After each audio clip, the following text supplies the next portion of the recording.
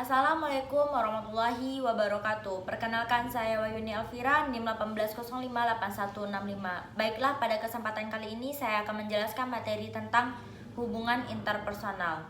Hubungan interpersonal ini sangat erat kaitannya dengan kehidupan sehari-hari. Kenapa? Kita awali dari manusia. Manusia itu merupakan makhluk sosial, di mana sebagai makhluk sosial kita tidak dapat menjalin hubungan sendiri.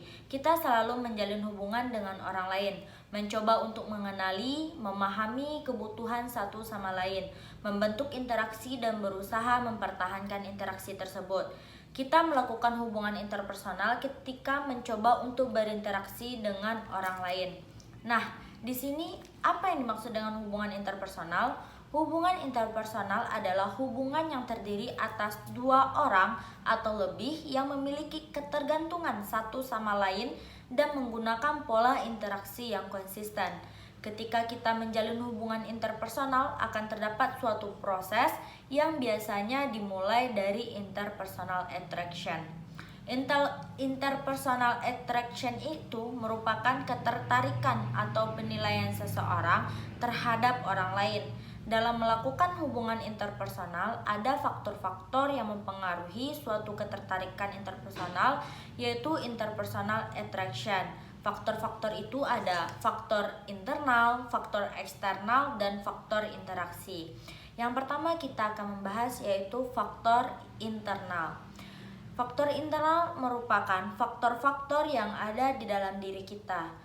Hal ini meliputi dua hal, yaitu kebutuhan untuk berinteraksi dan pengaruh perasaan. Interaksi antara satu orang dengan orang lain biasa terjadi di mana saja. Namun, kebutuhan untuk saling berinteraksi dengan orang lain di sekitar kita berbeda-beda satu sama lain.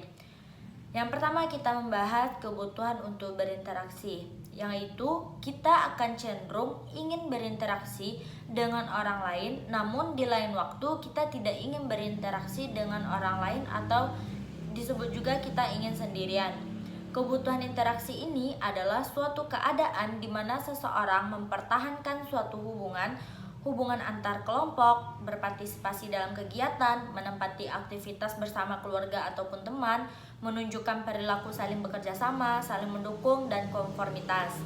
Seseorang yang memiliki hubungan untuk berinteraksi berusaha mencapai kepuasan terhadap kebutuhan ini, diterima oleh orang lain, serta cenderung untuk memilih bekerja sama dengan seseorang yang lebih mementingkan keharmonisan dan kekompakan kelompok.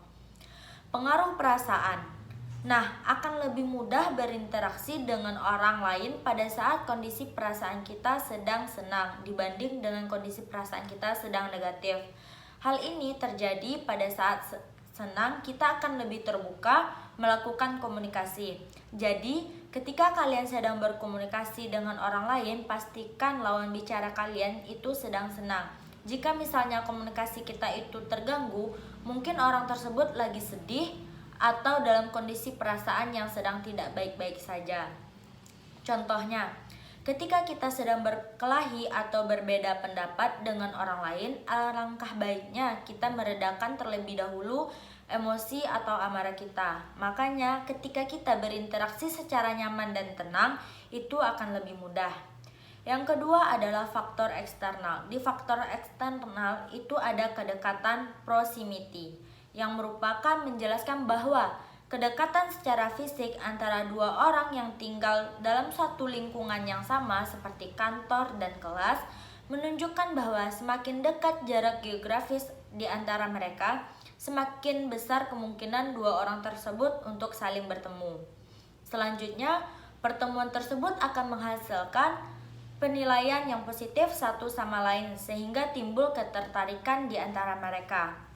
Yang kedua yaitu adanya daya tarik fisik.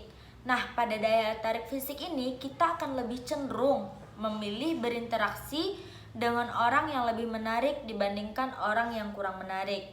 Jadi ketika kita berinteraksi dengan orang lain, kita berusaha mencari sesuatu yang membuat kita merasa berbeda dan mempunyai karakter tertentu. Misalnya, ketika kita berinteraksi dengan cewek cantik, body seksi, itu akan lebih memiliki karakter atau ciri khas tersendiri. Atau ketika cewek melihat cowok yang tampan, itu akan timbul ketertarikan kita untuk ingin mengenal lebih jauhnya. Yang terakhir yaitu faktor interaksi. Di faktor interaksi ini ada persamaan dan perbedaan. Kita akan cenderung berkomunikasi dengan orang yang memiliki kesamaan dengan kita. Contohnya, sama-sama suka nonton drakor, tapi tidak menutup kemungkinan juga perbedaan dan persamaan itu juga bisa berinteraksi, di mana orang mempunyai persamaan dan perbedaan itu bisa untuk saling melengkapi satu sama lain, saling belajar satu sama lain. Yang kedua adalah reciprocal liking. Bagaimana orang tersebut menyukai kita secara umum. Kita menyukai orang lain yang menyukai kita dan juga tidak menyukai kita.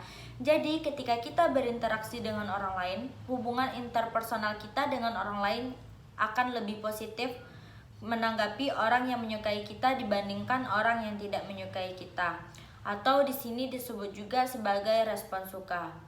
Sekian dari materi yang dapat saya jelaskan pada hari ini. Jika ada salah dan kurangnya saya mohon maaf. Saya sudahi dengan Assalamualaikum warahmatullahi wabarakatuh.